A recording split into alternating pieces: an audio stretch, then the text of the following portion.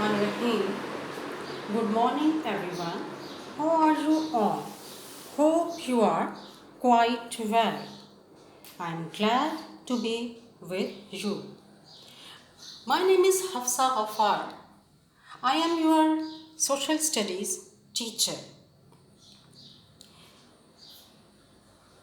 So let's start our today's discussion on today's topic. That topic is about denudation. Denudation dear students, इससे पहले कि हम डेनुटेशन के बारे में जानें, उससे पहले मैं आपको बताना चाहती हूँ कि जियोमॉर्फिक फोर्सेस क्या हैं और इसका डेनुटेशन के साथ क्या ताल्लुक़ है।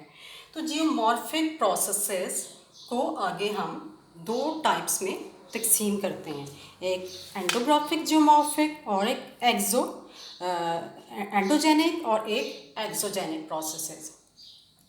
ये जो एंडोजेनिक प्रोसेसेस हैं, इससे आगे सडन प्रोसेसेस होते हैं और ये सडन प्रोसेसेस से फिर आगे वोल्केनिज्म और अर्थक्वेक होते हैं, यानी इनकी आगे इसमें डिवाइड होते हैं। जैसा कि मैं आपको पहले बता चुकी हूँ फर्स्ट चैप्टर में डिटेल से वोल्केनिज्म के बारे में और अर्थक्वेक के बारे में।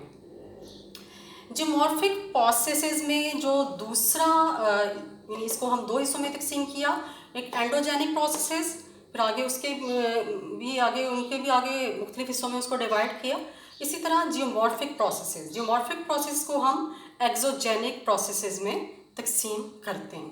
अब ये एक्सोजेनिक प्रोसेसेस में को आगे भी इसकी 3 टाइप्स हैं। इन 3 टाइप्स में वेदरिंग, इरोजन और मास वेस्टिंग। एक्सोजेनिक प्रोसेसेस को जैसा मैंने जिक्र किया कि 3 टाइप्स में डिवाइड करते हैं और ये 3 टाइप्स जो हैं इनको जब कोलेक्टिवली देखते हैं, यानी वेदरिंग, इरोजन और मास वेस्टिंग, इन तीनों को जब हम कोलेक्टिवली देखते हैं तो क्या बनता है? डेन्यूडेशन। तो डेन्यूडेशन आपके चैप्टर का नाम है, जिसके लिए उर्दू में लफ्ज़ इस्तेमाल हुआ है उरियांकारी। तो सबसे पहले इसकी हम डेफिनेशन देख लें कि डेन्यूडेशन होता क्या है। Denudation of earth's upper surface and the appearance of the surface of underground areas is known as denudation. Dear students, इस चार्ट से ये शो हो रहा है कि डेन्यूडेशन एक्सोजेनिक जियोमॉर्फिक प्रोसेसेस हैं। डेन्यूडेशन जैसे कि अभी मैंने डिफाइन किया, इसमें जो लेवलिंग डाउन और रॉक वेस्टेज है, यानी मैं आपको थोड़ा सा इसको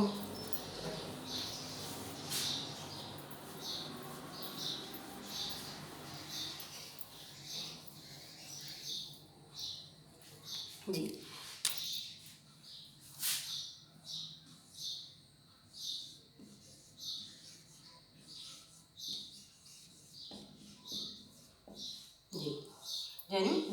डेन्यूडेशन में इसको जब हम मज़ीद इसकी वजाहत करेंगे तो इसमें जैसे कि अभी मैंने बताया कि एक्सोजेनिक फोर्सेस हैं,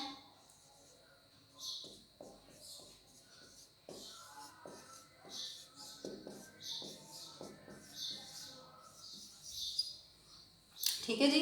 उसके बाद फिर process of wearing away of earth.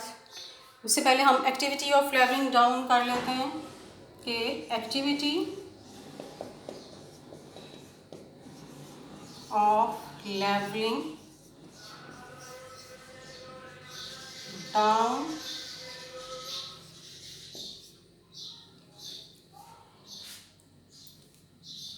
और रॉक वेस्टेज।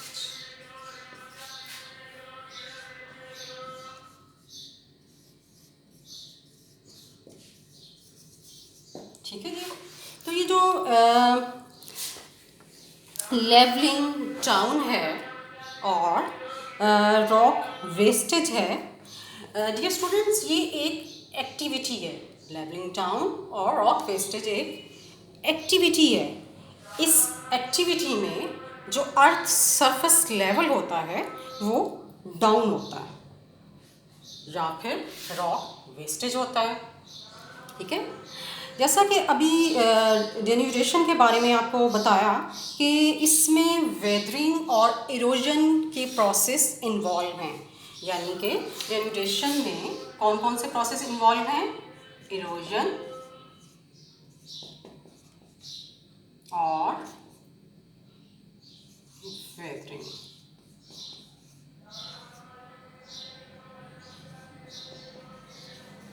ठीक है जी, तो जैसा कि डेन्यूडेशन में इरोजन और वेदरिंग के प्रोसेस इन्वॉल्व हैं, तो जो माउंटेनस रेंजेस हैं और एल्टीट्यूडनल एरियाज़ हैं, इनमें जब डेन्यूटेशन होती है तो वो फ्लैट और प्लेन एरियाज़ में डिवाइड हो जाते हैं। यानी अगर ऐसे एरियाज़ हैं तो वो बिल्कुल, यानी डेन्यूटेशन के बाद जब यहाँ पे वेदरिंग होती है तो आहिस्ता आहिस्ता ये इधर से ख़त्म होके तो ये फ्लैट एरियाज़ में कन्वर्ट हो जाते हैं, यानी इनकी आहिस्ता आहिस्ता लेवल डाउन हो जाता है, लेवल लो हो जाता है।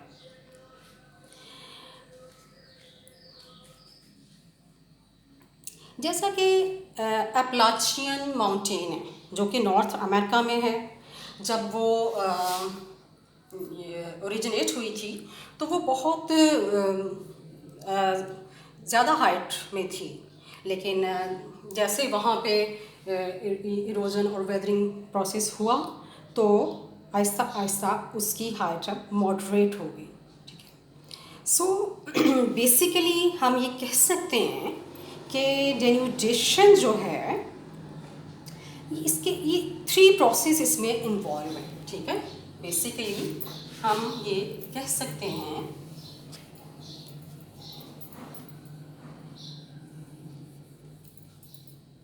कि जब डेन्यूडेशन को हमने आगे स्टडी करना है तो इसके भी आगे फिर 3 प्रोसेसेस हैं। ठीक है, 3। अब ये 3 प्रोसेसेस कौन से हैं? सबसे पहले जैसे अभी जिक्र किया, वेदरिंग है,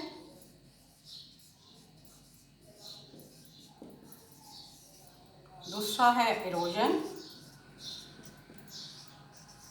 और तीसरा है मास वेस्टिंग। ठीक है जी। अच्छा जी, तो बेसिकली ये जो 3 प्रोसेस डेन्यूडेशन में इन्वॉल्व होते हैं, वेदरिंग, मास वेस्टिंग और इरोजन, इन तीनों के कोलेक्टिव एटीट्यूड को या एक्टिविटी को, यानी इनके कोलेक्टिव एटीट्यूड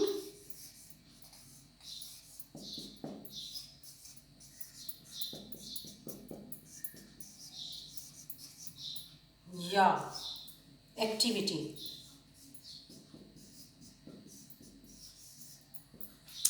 ठीक है, जेन्यूरेशन की 3 types, weathering, erosion, mass wasting, और इन तीनों की कोलेक्टिव, इनके एटीट्यूड और इनकी एक्टिविटी को जेन्यूटेशन कहते हैं, इनके इन तीनों के। और ये भी बता दूं कि ये जो तीनों प्रोसेस हैं, यानी 1 2 3, ये जो तीनों प्रोसेस हैं ये तीनों एक ही टाइम में, यानी सेम टाइम में अकर होते हैं, तीनों सेम टाइम में अकर होते हैं।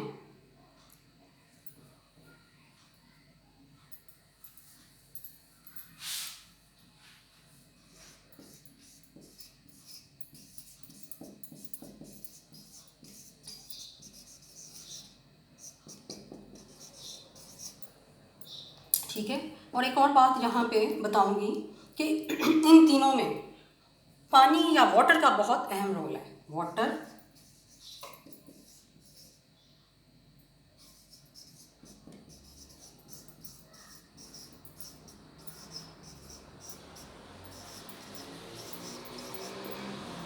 पानी का इसमें बहुत अहम रोल है।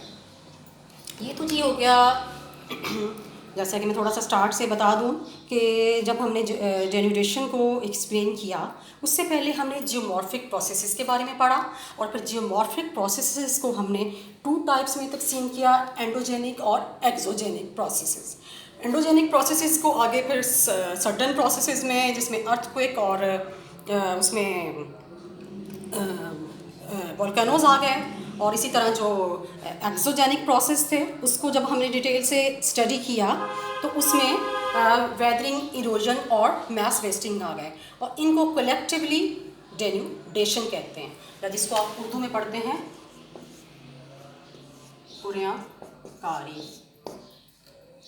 ओके तो ये तो हो गया कि उनमें वाटर का अहम रोल है, ये एट द सेम टाइम अकर होते हैं। अब उसके बाद हम सबसे पहला पॉइंट पढ़ेंगे जो कि है वेदरिंग।